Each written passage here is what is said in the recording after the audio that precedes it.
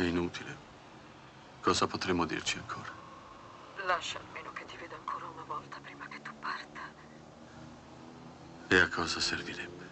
Non so, ma ho pensato molto, Bernard. Non possiamo gettarci via così. Vieni, ti prego. No. Ma perché no? È meglio così, credimi. Non voglio venire da te ancora una volta come un malato. Perché continui a parlare così? Sì, un malato. Vedi, forse ti amo. Vorrei amarti, ma non posso. Non sento più niente, te l'ho già detto, né di me, né di te, né degli altri. Mi sento svuotato. Mi sento finito. Ti prego, perdonami, Claudia. Ascoltami, Bernard. Sì, Ti voglio bene, lo sai. sì, lo so, lo so. Non ti dimenticherò. Pronto? Pronto?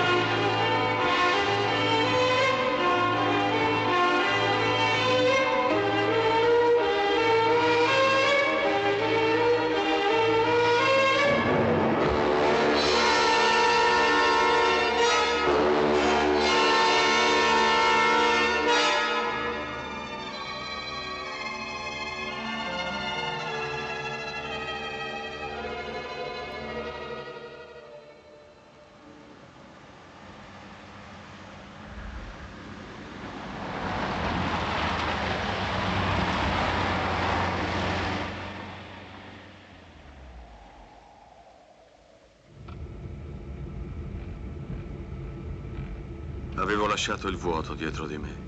Stavo male, ero disperato. Mentre percorrevo le rive di quel lago mi pareva di stare già meglio. Dicevo a me stesso che tutto era molto normale. Andavo in vacanza. In realtà correvo incontro alla mia malattia.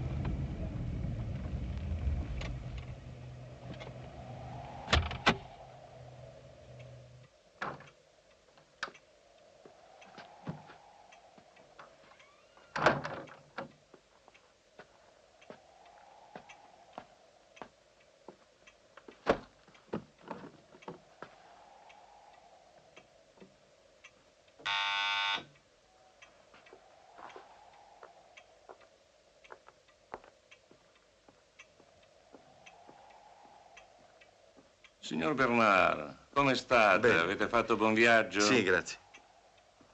Veramente vi aspettavamo domani, ma siete fortunato, ormai è stagione morta. L'albergo è quasi tutto a vostra disposizione. Dunque, possiamo darvi la camera più bella dell'albergo, quella centrale, che dà sulla piazza. Preferirei quella dell'anno scorso, se fosse possibile. È un vero peccato, ma se ci tenete, era la 29, se non sbaglio. Ma non ricordo. Era in fondo a un corridoio e dava sul cortile. La 29, infatti, al secondo piano. Prego, prego. Immagino che sarete molto stanco, eh?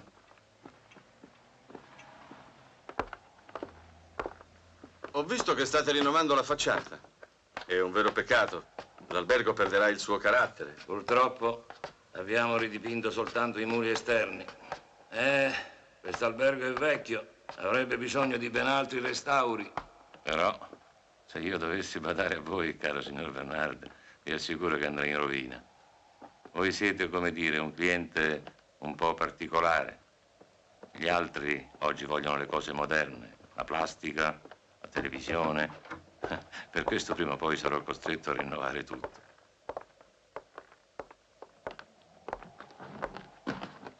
Ecco, indubbiamente qui starete più tranquillo se dovete lavorare.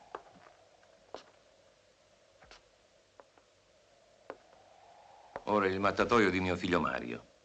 Si è sposato 2 settimane fa ed è ancora in viaggio di nozze. Ah, bene. Sì, l'aspettiamo da un giorno all'altro. Che volete?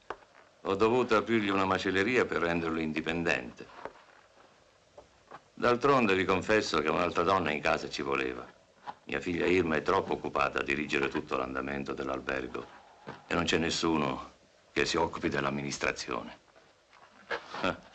Fossi più giovane mi sarei risposato volentieri, ma che volete, ormai alla mia età le donne rappresentano un capitolo chiuso. Per voi 50 anni non sono che l'inizio della maturità. Forse è merito di quest'aria. Ah sì? Beh, se lo dite voi. Ah, se avete bisogno della cameriera, il campanello è quello, lo sapete. Arrivederci. Arrivederci.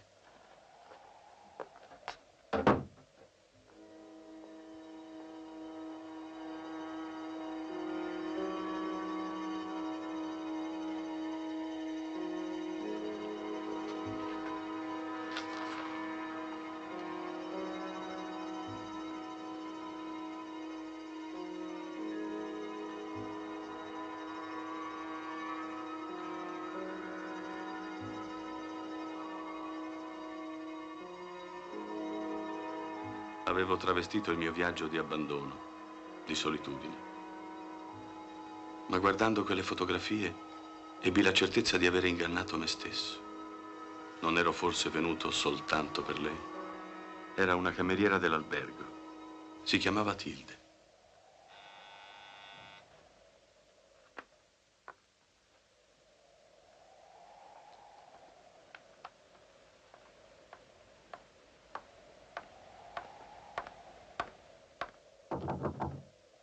Avanti.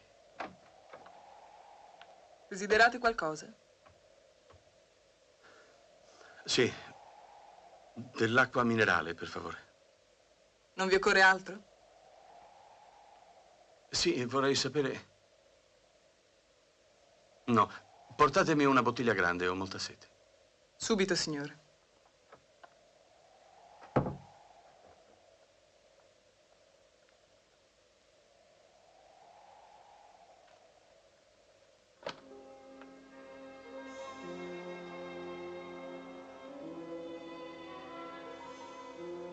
La presenza di quel cappotto mi rassicurò. Tilde dunque lavorava ancora lì, in quell'albergo. Bentornato, signor Bernard. Irma. Ma stavate cercando qualcosa? Sì, sto cercando la scala. Oh. Non riesco a trovarla. Questi corridoi tutti uguali sono un vero labirinto. La loro disposizione non è tra le più facili, ma ci si orienta subito. Se volete vi faccio strada. Grazie. E voi come state? Abbastanza bene. Grazie a Dio il lavoro non manca. E non c'è pericolo di annoiarsi, almeno per me. Vi tratterrete a lungo? 20 o 30 giorni. Ah. Il tempo di finire un lavoro e di riposarmi. Vedrete che lontano dalla città vi rimetterete presto. Ecco, la scala è qui. A più tardi. Arrivederci, Irma.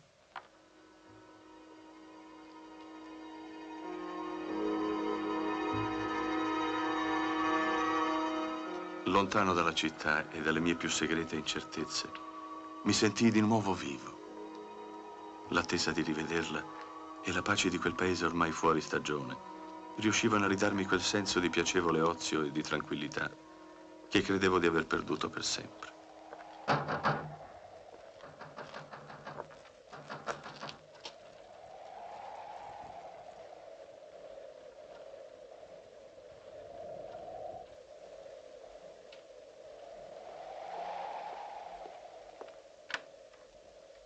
Cosa volete, caro signor Bernard? Tutte cose che limitano la mia attività di povero cronista di provincia alla stesura di banali notizie di nessun interesse. Oh Dio mio, qualche disgrazia. Il lago è traditore, si sa. Cosa volete? Qualche suicidio, forse? Ma in questo caso non si può che ritirarsi in silenzio di fronte al mistero della natura umana. Sapete che il paese ha una storia molto interessante e che pochi conoscono? Il lago nasconde nelle sue profondità i ruderi di un antico paese sommerso. Sì, lo so, dottore. Da ragazzo lo vedevo spesso dalla barca. Ah, non sapevo. Credevo foste una recluta recente di questi posti. No. Ho fatto qui tante villeggiature tra i 10 e i 17 anni. Ci venivo con mia madre, mia zia e i miei cugini. Non mi pare che questo lago sia mai stato ricordato nei vostri libri. Infatti, non ho mai scritto niente di autobiografico. Ah, è difficile guardarsi dentro con sincerità, eh? Ma come mai vi siete deciso a venire quassù così fuori stagione? È proprio per questo che sono qui. Questi miei ricordi costituiscono il tema del libro a cui sto tentando di lavorare. Ma il vero libro da scrivere non si riesce a scriverlo mai. Scusatemi. Ma signor Bernard! Tilde!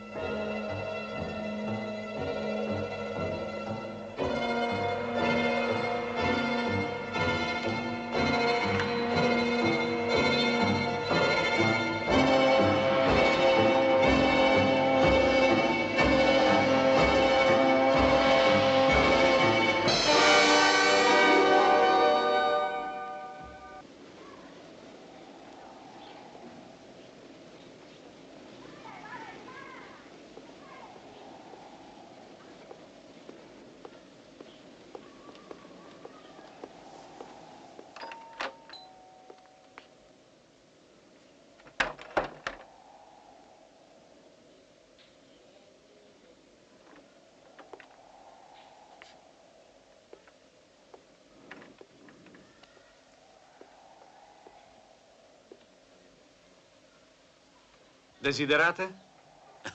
Francesco, non mi riconoscete più?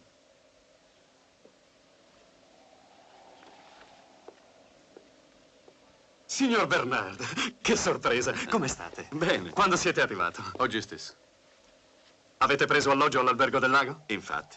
E naturalmente siete venuto qui per lavoro. Sì, certo. Ah, congratulazioni per il premio a Parigi. Penso che sarete contento.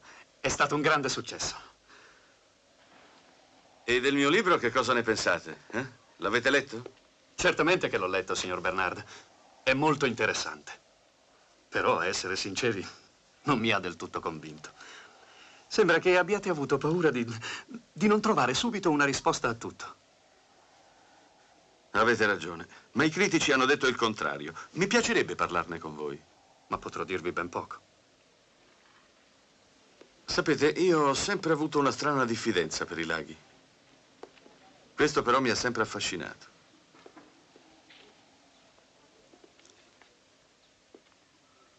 Lo riconoscete?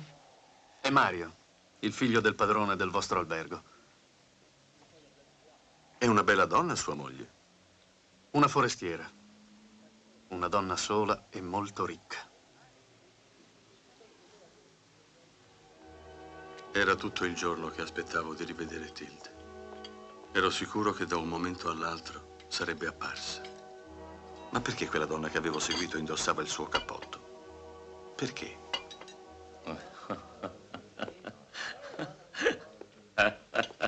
Circolano certi tipi, caro signor Bernardi, che ne raccontano proprio delle grosse.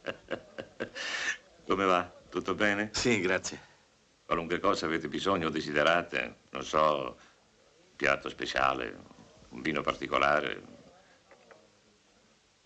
Tilde, quella ragazza che serviva qui l'anno scorso, non è più da voi? No, signor Bernard. Tilde è morta. Morta? Sì, si è suicidata con dello iodio. È stata una mattina del dicembre scorso.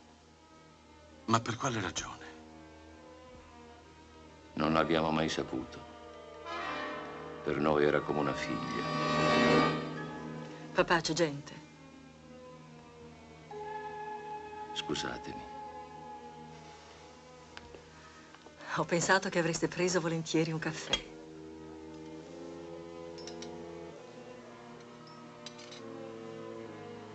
Desiderate altro? No, grazie. No, no.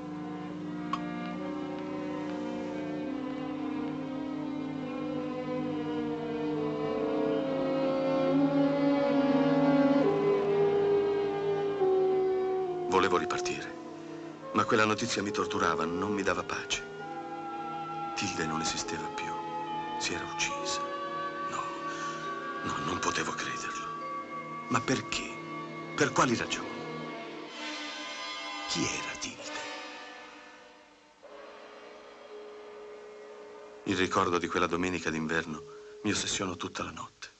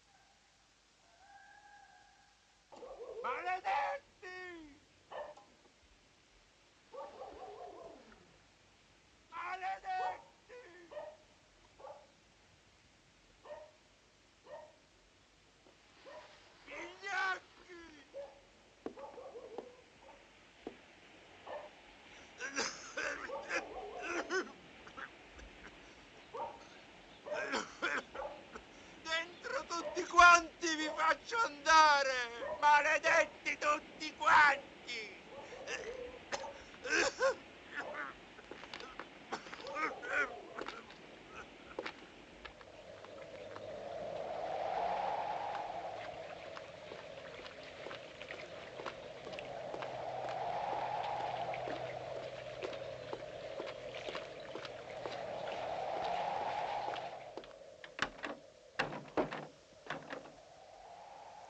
Buongiorno. Come mai così mattiniero? Perché ieri non mi avete detto che Tilde era morta? Perché non mi avete chiesto di lei? E poi credevo che lo sapeste già. Ne hanno parlato tutti i giornali. Perché me l'avete taciuto? Signor Bernard, voi non potete capire. Fin troppi pettegolezzi si sono già fatti sulla morte di quella ragazza. Quando posso preferisco occuparmi dei miei vetrini e delle mie fotografie. Ma quali pettegolezzi? Per esempio, come è morta. Si è suicidata con lo iodio, no? Non soltanto con dello iodio. Cosa intendete dire? Ma signor Bernard, dico solo quello che sanno tutti. Che in bocca e nello stomaco le è stato trovato dello iodio, ma che la sua morte è stata direttamente provocata da un colpo di rasoio che le ha squarciato la gola. Cioè, è stato un suicidio piuttosto complicato, non vi pare? È orribile. Il signor Enrico non me ne ha parlato. È lui che vi ha detto della sua morte? Sì, ieri sera. Gli avevo chiesto di Tilde per darle delle fotografie che le avevo fatto l'anno scorso. Non lo sapevo. Ma perché si è uccisa? Nessuno sa la verità che si nasconde dietro quella morte. Solo Tilde. E qualcun altro, forse. Venite.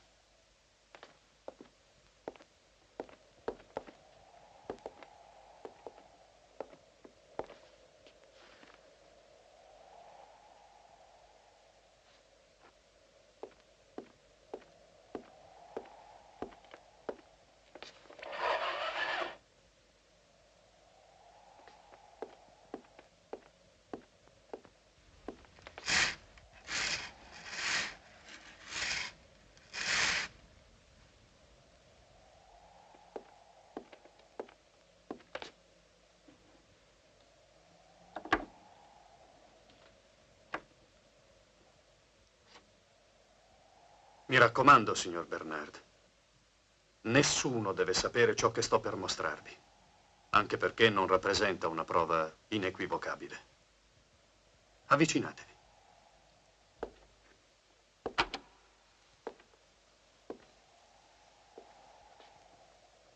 Guardate.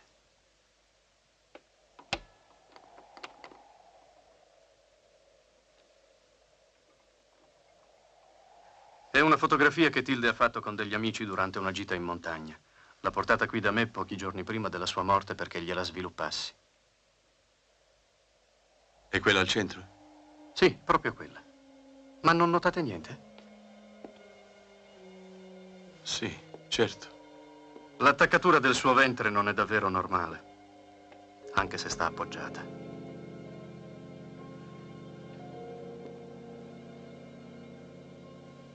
Avete ragione. Sembra incinta. E di qualche mese. È evidente, chiunque potrebbe accorgersene. Ma forse è soltanto un'apparenza. E poi Tilde non era tipo capace di suicidarsi per una cosa del genere. Infatti, io non ho mai detto che si sia suicidata. Con questo vorreste dire che potrebbe essere stata uccisa? Non sono il solo a pensarla così qui in paese, anche se nessuno osa fiatare. Il signor Enrico è molto potente e pericoloso. Credete che sia stato lui, allora? Io non ho detto questo. Però il rasoio era il suo. I conti tornerebbero meglio se si entrasse nell'ordine di idee che il signor Enrico fosse stato il suo amante. Cosa del resto che ho sempre supposto anche quando era viva. Insomma, una storia piuttosto sporca. Ma la polizia? Ci sarà stata un'inchiesta? Naturalmente furono fatte delle indagini, ma si stabilì che non c'era niente di misterioso. Un banale suicidio, si disse. Crisi di donne. Dall'autopsia risultò persino che Tilde era vergine. Il denaro può tutto, caro signor Bernard. Tilde non era vergine. Lo dite adesso perché vi ho fatto vedere il negativo? No.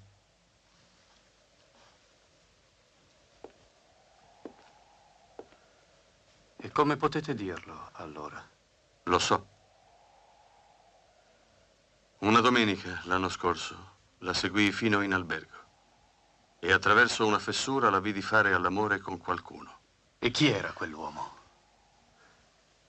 Non sono riuscito a vederlo in viso, ma non poteva essere assolutamente il signor Enrico.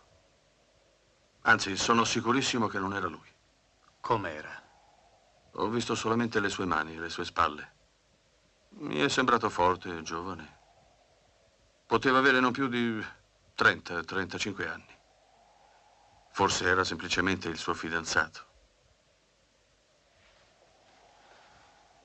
Forse è per questo che è stata uccisa. Ma Tilde non aveva parenti? Solo il padre. Un alcolizzato che l'ha cresciuta nella miseria. Ora vive qua e là su queste montagne, come un vagabondo. E quando scende in paese lo fa soltanto per ubriacarsi o per fare delle scenate davanti all'albergo. Anche stanotte è venuto. Vi prego, rintracciatelo, portatemi da lui. Adesso voglio assolutamente sapere tutto di Tilde. È per lei che siete tornato. Sì, proprio per lei.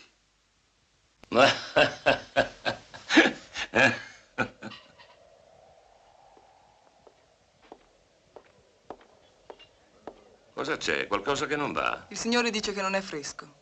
Ma signor Bernard... Ha un odore che non mi piace, portatelo pure via. Oh, non mi pare proprio, è stato pescato questa mattina nel nostro lago. Comunque vi porto qualcos'altro, volete della carne? No, grazie. Non ho appetito. Mi spiace, signor Bernard, mi spiace molto.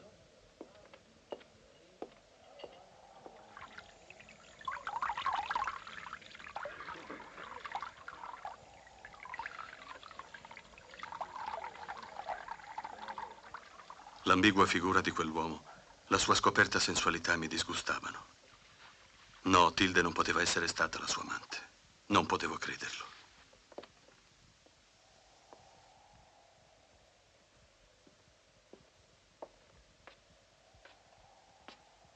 Signor Bernard,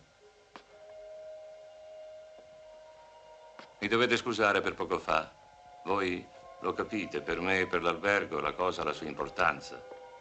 I fornitori purtroppo non sempre sono onesti. Non è niente. Sono io che mi scuso. Non mi sento molto bene, non ho appetito. Può darsi che sia il cambiamento di clima, l'altitudine che qui è abbastanza notevole. A volte succede. Avete bisogno di qualche cosa in camera? Era fidanzata, Tilde? Non so. Perché me lo domandate? Era molto bella. Sì. Era molto bella.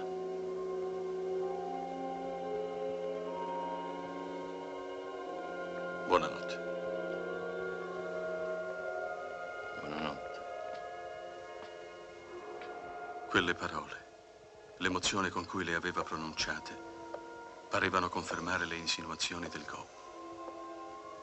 Ma io ancora mi rifiutavo di accettare questa possibilità. Ne avevo paura. Ma allora chi era Tilde? Com'era? Cos'era? Il suo ricordo non mi dava pace.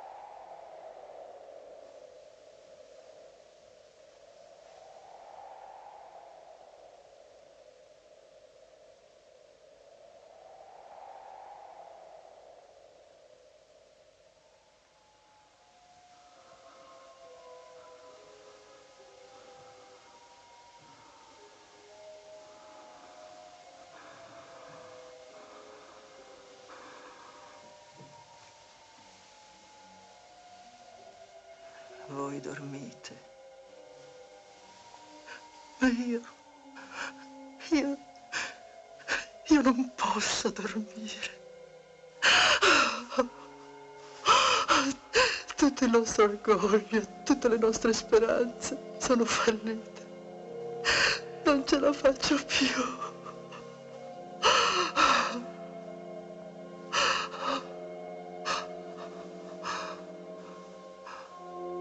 Ho quasi paura di me stessa. Non è stato mio padre ad uccidere Tilda, non è stato lui. C'è qualcosa di più forte che grava su di me e su tutta la mia famiglia. Qualcosa che ci sta travolgendo tutti quanti.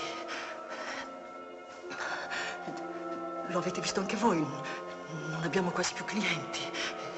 Tutti ci allontanano in questo maledetto paese che noi abbiamo fatto crescere dal nulla. Il perché lo sapete. Il nostro nome è stato disonorato. Sono stata io. Sì, sono stata io a trovarla, io. Aiutateci voi. Il nostro nome è disonorato. Il nostro nome, capite? Il nostro nome.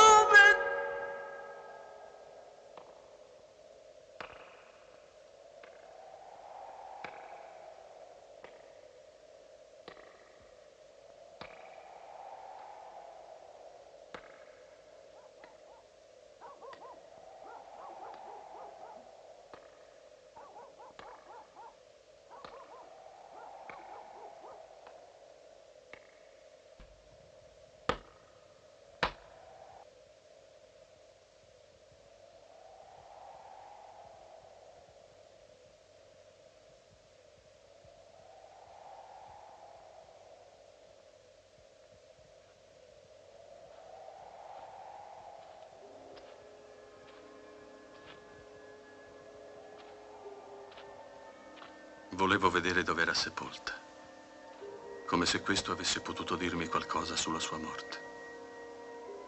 Mi sentivo vuoto, sperduto, ma guardando quella fotografia un sospetto mi aggredì, oscuro e violento.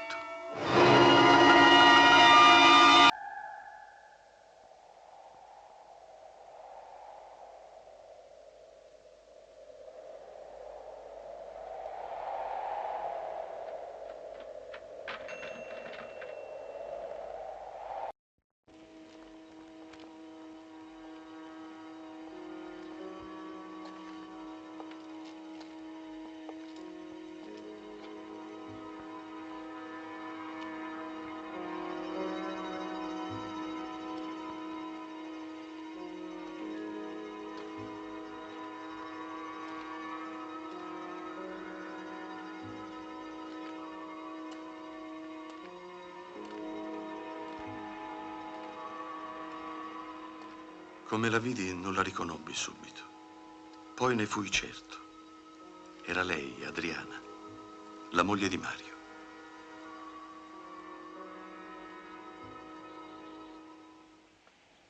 Signor Bernard, c'è della posta qui per voi. Grazie. Ah, allora, siete soddisfatto del vostro soggiorno? Come va il vostro lavoro?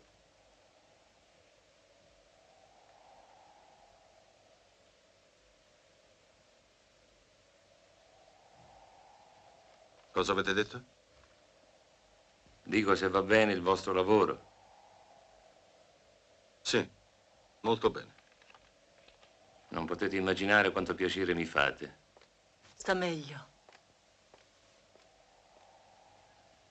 E Adriana, la moglie di mio figlio, che non sta bene.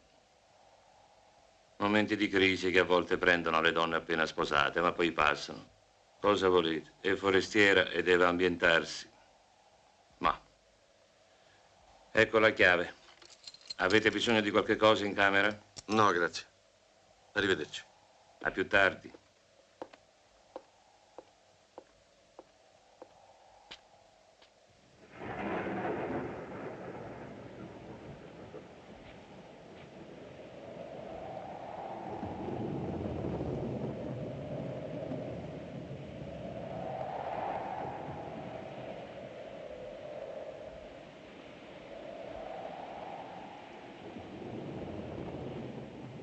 Allora, volete dirmi cosa stiamo aspettando?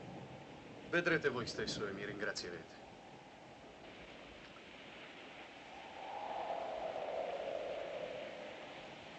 Ecco, guardate.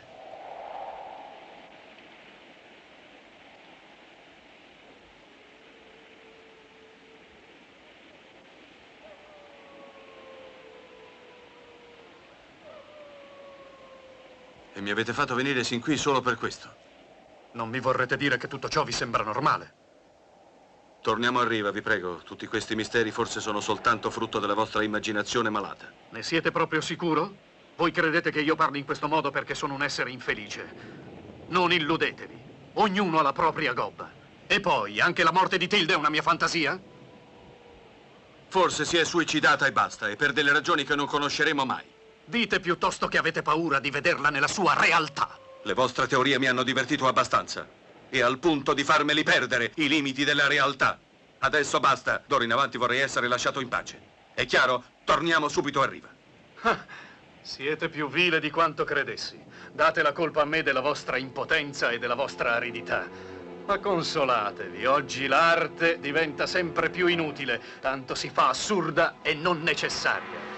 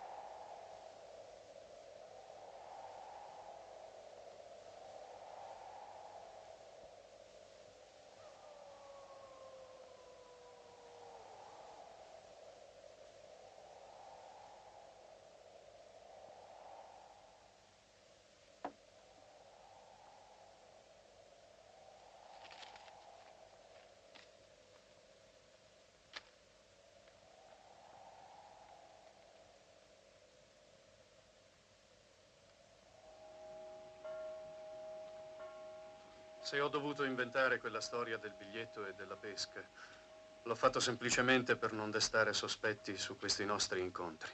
È meglio essere prudenti, credetemi. Guai se sapessero dove sto per portarvi. Vi confesso che questa indagine sta perdendo per me ogni senso. Forse mi avete messo fuori strada fin dall'inizio con quella fotografia di Tilde che sembrava incinta. Ma signor Bernard, ora non mi vorrete attribuire la responsabilità di una verità così complicata.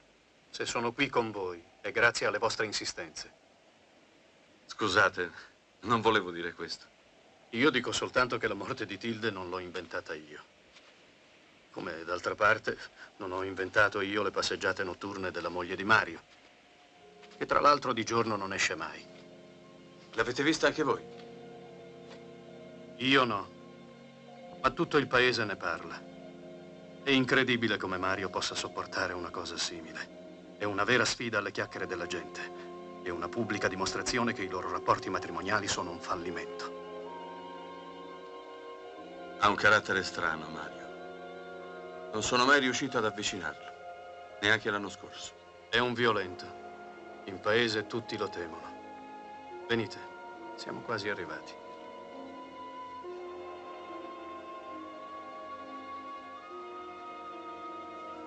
Ecco, il padre di Tilde vive là dentro. È un luogo tutt'altro che allegro, vi avverto. E sarà un incontro disgustoso. Attento.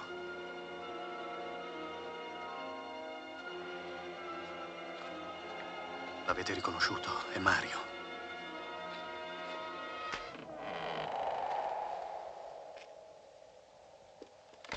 È ubriaco.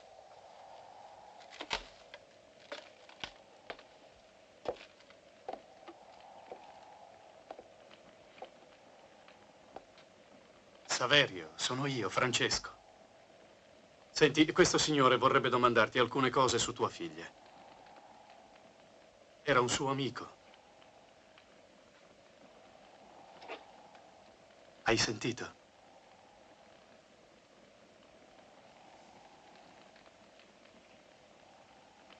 Cosa volete sapere da me? Io non so niente.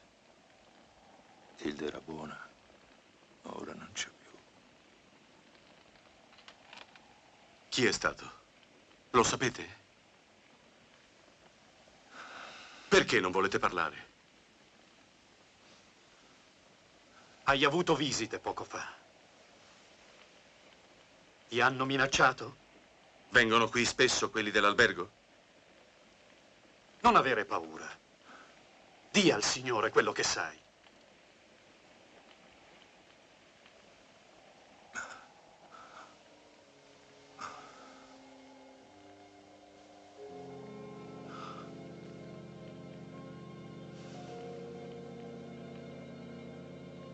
Chi siete?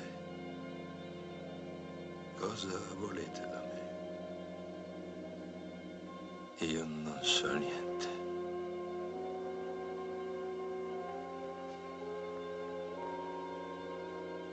Io non so niente.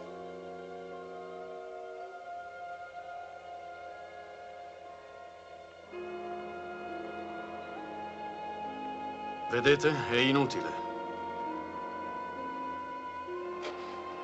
Ha paura. Non credo che riusciremo a sapere una parola di più. Forse hanno comprato anche lui. Andiamo via.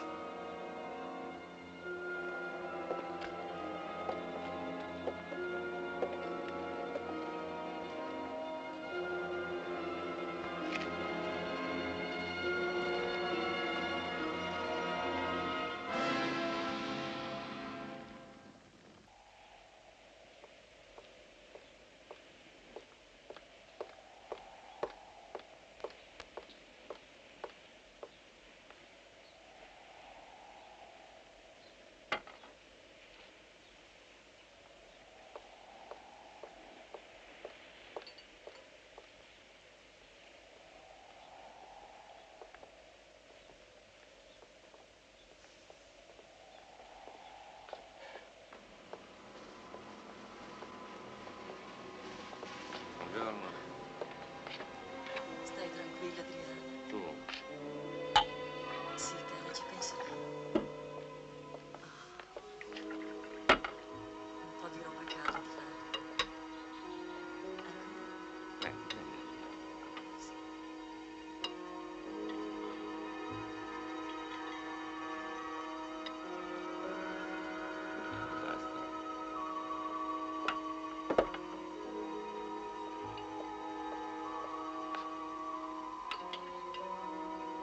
Mangia, Adriana.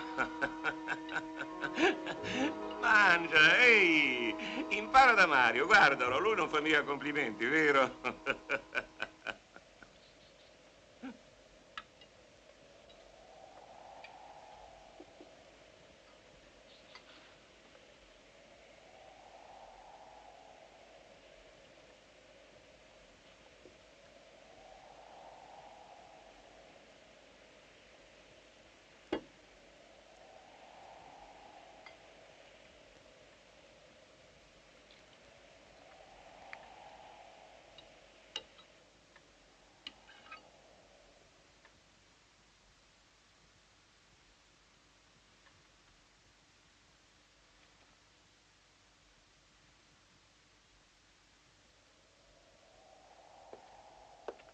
Sono appena arrivati, signor Bernard. Grazie. È ancora molto pallida, ma grazie a Dio sta meglio. È la prima volta che ce la fa a scendere per il pranzo. La verità, caro signor Bernard, è che questo non è stato un matrimonio troppo fortunato. Non è una donna molto sana.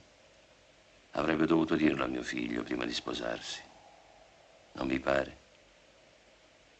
Beh, e voi come state? Vi siete adattato al cambiamento di clima? Vi sentite meglio ora? No, mi sento un po' strano, non so. Ho l'impressione di avere un po' di febbre. Forse avete preso un po' di freddo in montagna stamattina. Dovete stare attenti in questa stagione. Volete che vi mandi un termometro in camera? No, vi ringrazio, ne ho uno con me. Con permesso.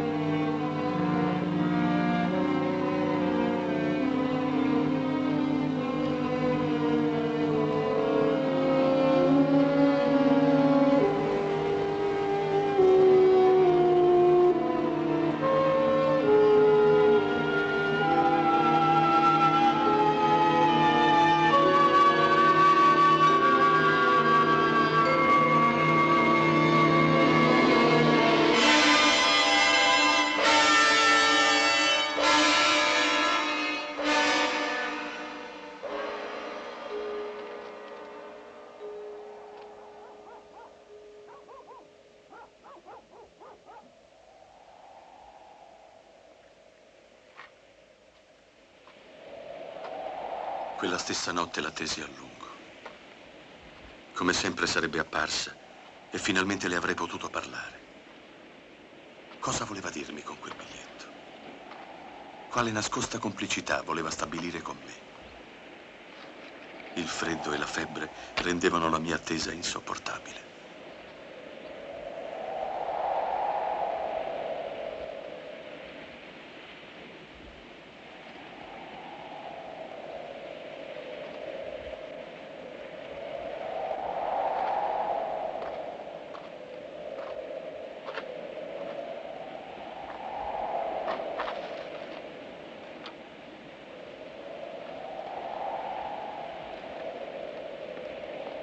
Adriana!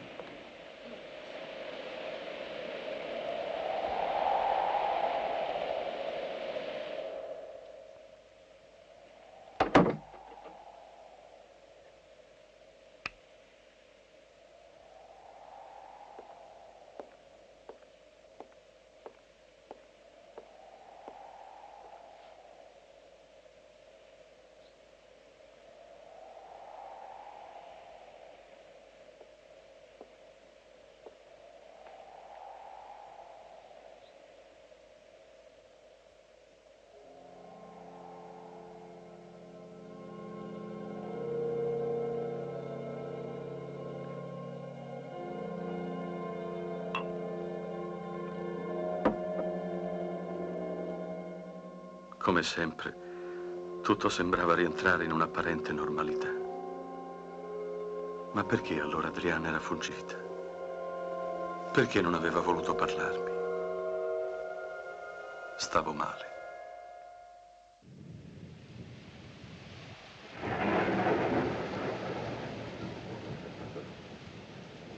Una forte influenza e nient'altro. Vedrete che in pochi giorni vi ristabilirete. Adesso vi prescriverò quello che dovrete prendere, va bene?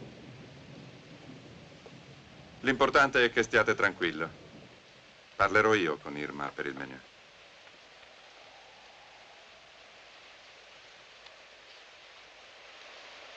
Quanti giorni rimasi a letto malato? Il tempo non aveva più senso per me. Solo la triste presenza di Irma pareva stabilire un rapporto fra me e quel mondo che avevo lasciato oltre le pareti della mia stanza.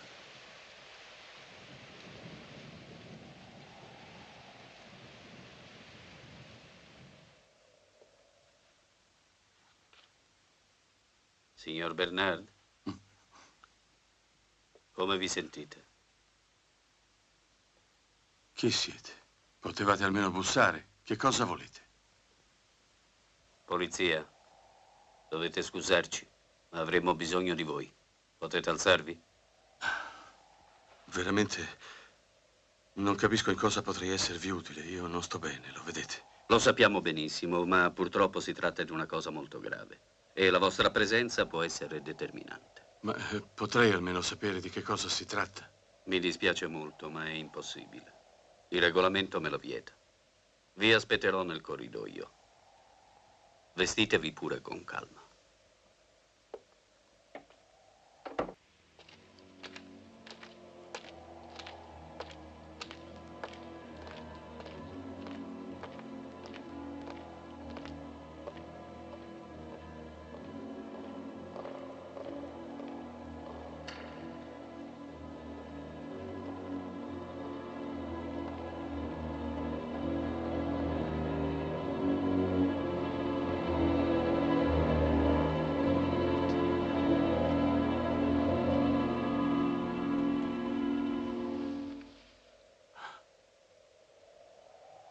La riconoscete?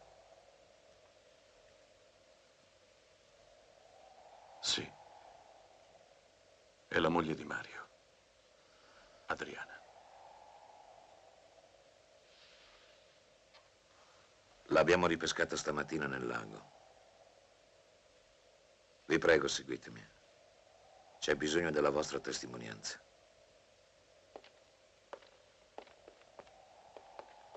Dovete scusarci, signor Bernard.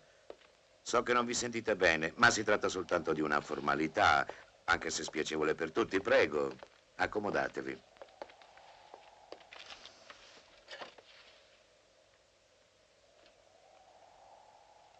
Dunque, alcune persone affermano di aver visto più volte di notte la povera signora camminare sul lungo lago e 2 di esse affermano inoltre che anche voi potreste testimoniarlo. Si tratta di una coppia di fidanzati che è solita incontrarsi in quel luogo appartato la sera. Ditemi, signor Bernard, ricordate di averla vista anche voi? Sì, lo ricordo. Allora volete raccontarmi come e in che circostanze? Giorni fa. 2 o 3 volte, non ricordo bene. Io non sono abituato a coricarmi presto la sera. L'ho vista camminare lungo il lago da sola, niente più. Ricordo però che la sua presenza lì, a quell'ora insolita, mi stupiva ogni volta. Le avete mai parlato? No, mai. Avete notato qualche altra particolarità del suo comportamento? Veramente il suo comportamento mi è sempre parso piuttosto strano. Come dire, assente. Proprio perché sembrava passeggiasse così, semplicemente, senza avere l'aria di attendere nessuno. Ma forse sono soltanto sensazioni. Non avete mai pensato che potesse essere sonnambula? No, non l'ho mai pensato. Non ho mai assistito a simili casi di isterismo. Ma vi sentireste di escludere questa possibilità? No, non potrei affatto escluderla, anche se mi sembra una supposizione abbastanza fantasiosa la vostra. Ma forse potrebbe essere. Grazie, signor Bernard. Spero di non dovervi disturbare più. Eppure c'è qualcosa. Che cosa volete dire?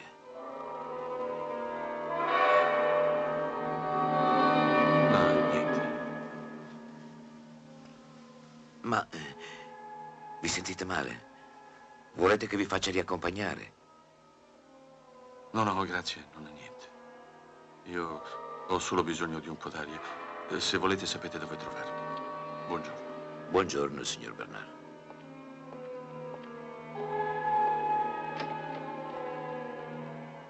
Perché non avevo parlato di quel biglietto? Non sentivo più niente. Tutto mi sembrava inutile. Volevo uscire da quella storia assurda. Quella disgrazia però mi apparve misteriosa come quella di Tilde. Ed ebbi la netta sensazione che qualcosa di terribile e di oscuro si stava ancora abbattendo su quella famiglia.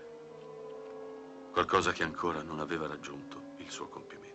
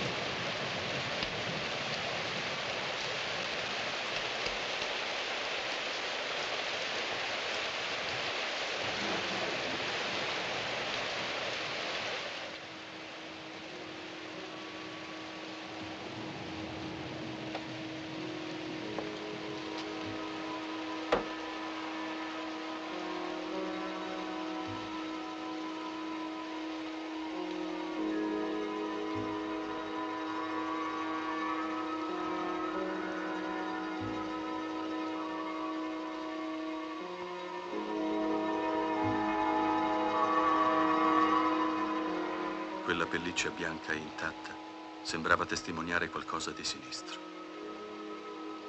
Come mai la notte della sua morte Adriana non l'aveva indossata come sempre?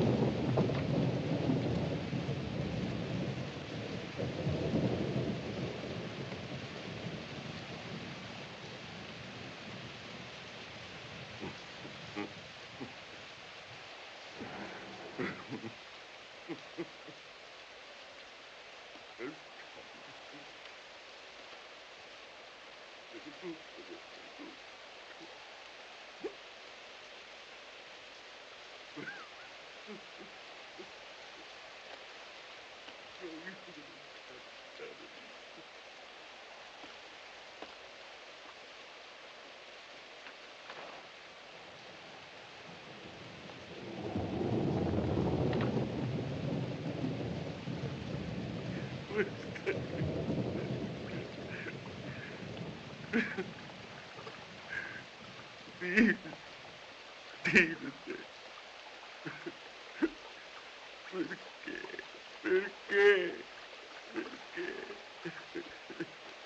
È colpa tua.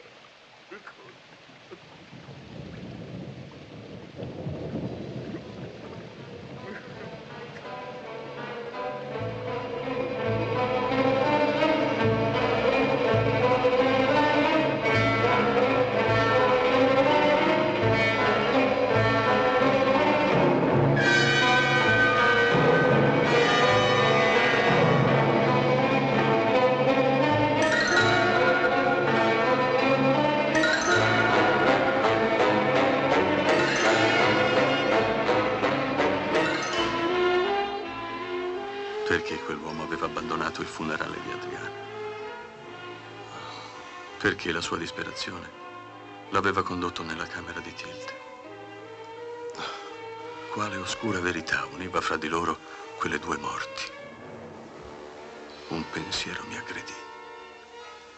Forse Tilde non era come l'avevo sempre immaginata.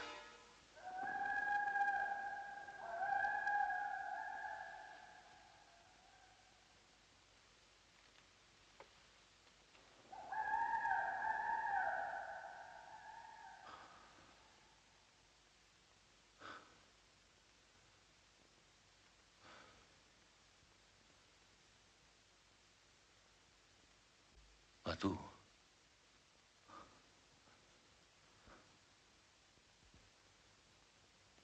Sei incinta. Sì, sono incinta. E sei stato tu o tuo figlio, lo sapete benissimo. E adesso uno di voi due mi deve sposare. Decidete pure chi. Ma io qua ci resto. E da padrona, come mi avete promesso. Io posso rovinarvi, lo sapete benissimo. E poi dicano pure che sono una puttana.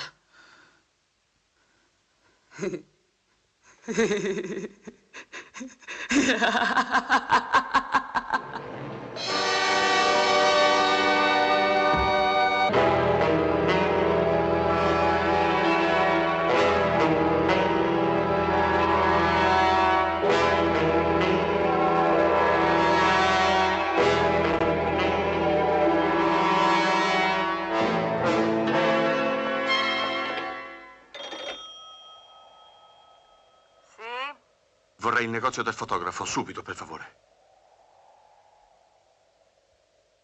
Sì, chi parla? Sono io, Bernard. So che in questi giorni siete stato malato. Mi dovete scusare. Sto meglio ora, grazie. Ho delle cose importanti da dirvi.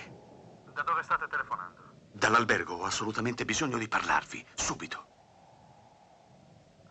Mi dispiace, ma oggi per me è impossibile. Sono molto occupato con il lavoro. Non saprei proprio come fare. Credo di aver intuito parecchie cose in base ad alcuni nuovi elementi. Avete delle prove sicure? No, purtroppo no, ma devo vedervi al più presto. Sentite bene, signor Bernard. Io non voglio più immischiarmi in questa brutta storia. E in nessun modo. Voi ci scrivete su queste cose e ci guadagnate pure. Ma io qui in paese devo viverci. Ho già fatto anche troppi errori dandovi retta.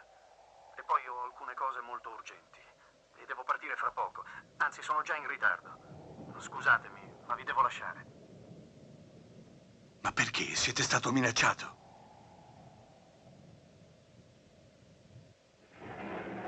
Pronto? Rispondete. Pronto? Posso esservi utile io? Ho bussato su da voi. Volevo sapere se avevate bisogno di qualcosa. Stavo parlando col fotografo. Gli ho dato dei negativi. Devo andare a ritirarli da lui immediatamente. C'è vento e fa molto freddo fuori. Non dovreste uscire. Se volete posso provvedere io. Vi ringrazio, ma mi sento molto meglio.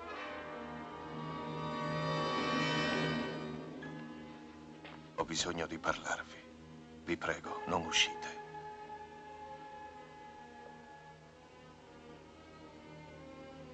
Come vi sentite, signor Bernard? Sto meglio, Irma. Molto meglio, grazie.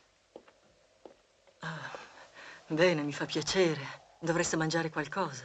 Vai in cucina ad accendere il fuoco, vengo subito. Non dovete preoccuparvi, devo uscire.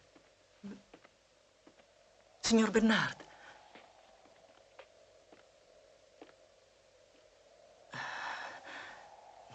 Dovete scusarci se vi abbiamo trascurato un po'. Purtroppo questa nuova tremenda disgrazia ha finito per anticipare tutte le partenze e sono stato obbligato a licenziare il personale. Ora dovrò pensare a mio padre. Non sta bene. Sembra fuori di sé. Le chiacchiere della gente finiranno per ucciderlo. Se ne sono fatte troppe sulla nostra famiglia. La gente si accanisce spesso contro chi è coinvolto in una disgrazia. Sembra proprio che il destino si sia accanito contro di noi. Signor Bernard, io devo assolutamente portare mio padre lontano da qui e chiudere l'albergo per qualche mese. Vorrei chiedervi, naturalmente, se vi sentite meglio. Sì, insomma, vorrei pregarvi di partire.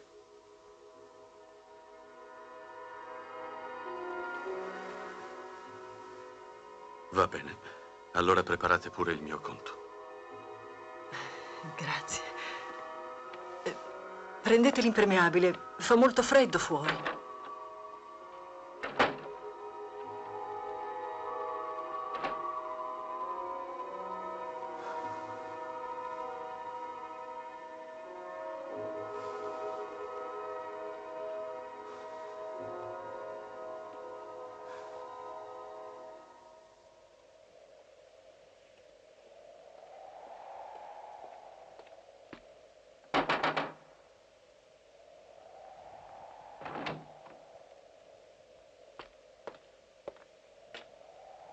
Francesco! Francesco!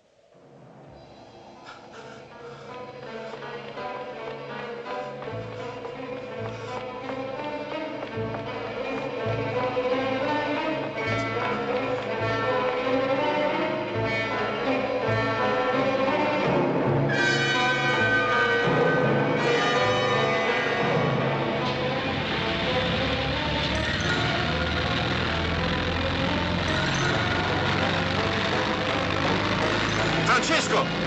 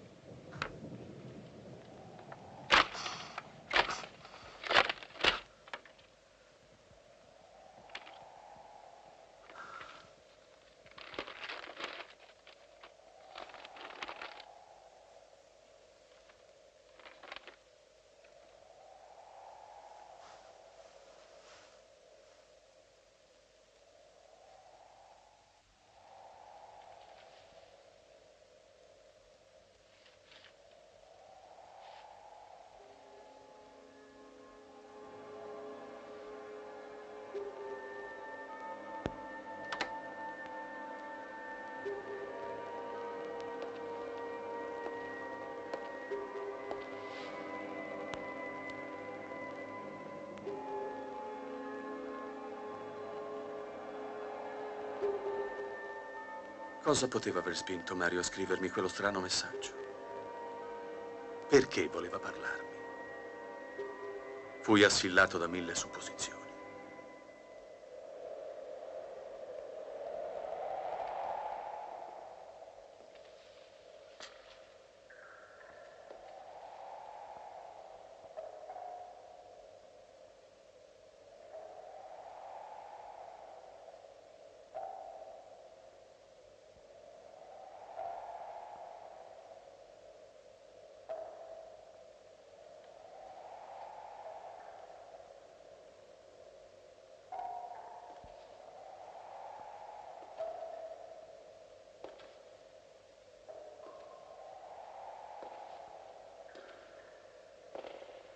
Grazie, signor Bernard.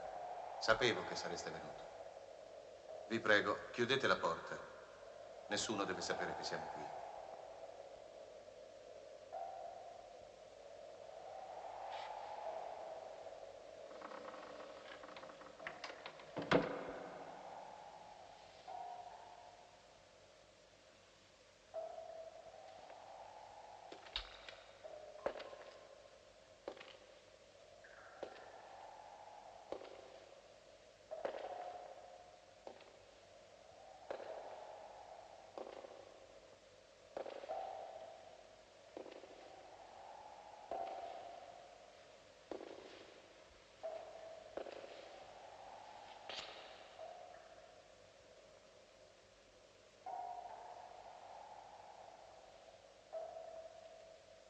Non avete voluto ascoltarmi stasera, quando vi ho pregato di rimanere con me. Vi avrei spiegato tutto. E forse voi mi avreste potuto aiutare. Come mio padre non posso più sopportare il peso di questo segreto. Vedete, non sono stato io a volere la morte di Tilde. Mio padre mi ordinò di sposarla perché era incinta. Ma io mi rifiutai. Non avrei mai potuto continuare a dividerla con lui. Una volta diventata mia moglie. Matilda ci ricattava.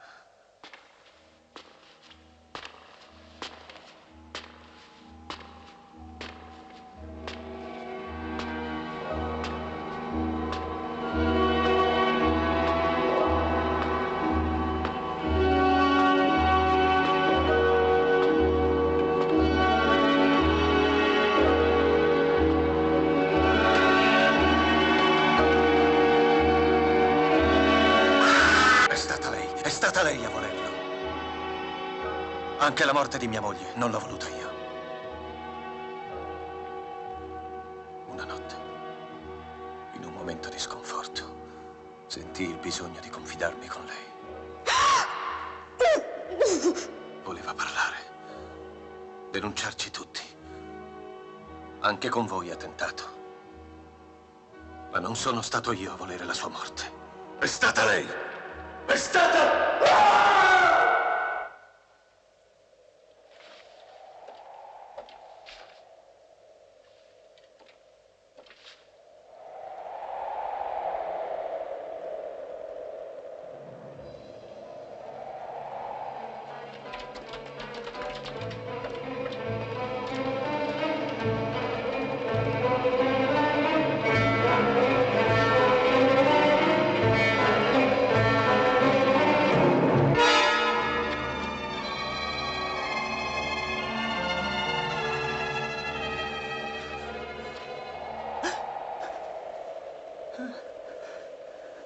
Irma, ma che avete?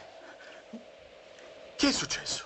Nessuno mi tradirà più. Irma, sono io. Sì, sono stata io ad ammazzare quella serva maledetta che esaltava il nostro nome. Oh, lasciatemi! Doveva morire!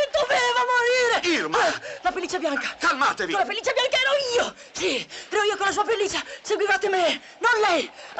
Voleva parlare, ma ora non parlerà più! Mio fratello doveva ucciderla. Irma! Oh, lasciatemi! Io li amavo, non loro! Ora è finita, ma il nostro nome è salvo! la fine di tutto, è la fine.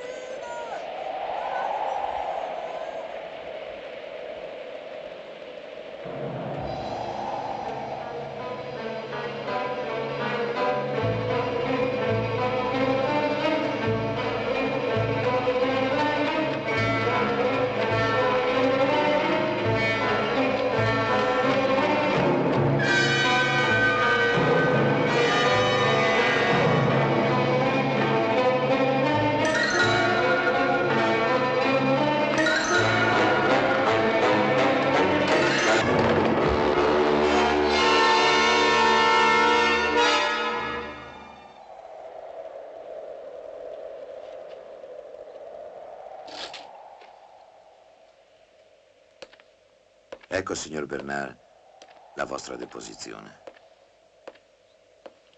Vi prego di mettere una firma qui.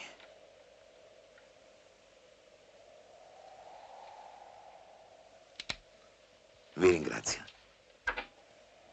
Tutto ciò che stiamo facendo sono pure formalità, dato che non ci sarà mai un processo.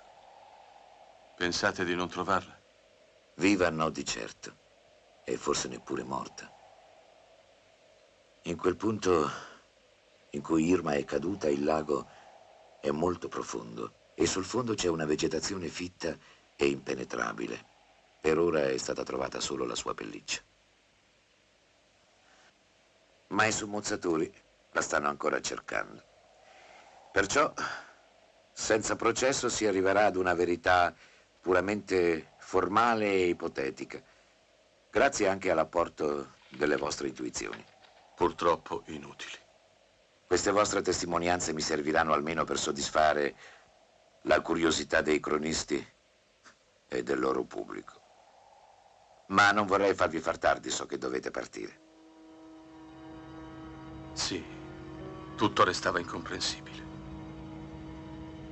In quel freddo mattino d'inverno, mentre mi allontanavo da quell'albergo e da quei luoghi popolati di ricordi e di apparenze, sentii tutto farsi ancora più sfuggente attorno a me ed estraneo, più di me stesso.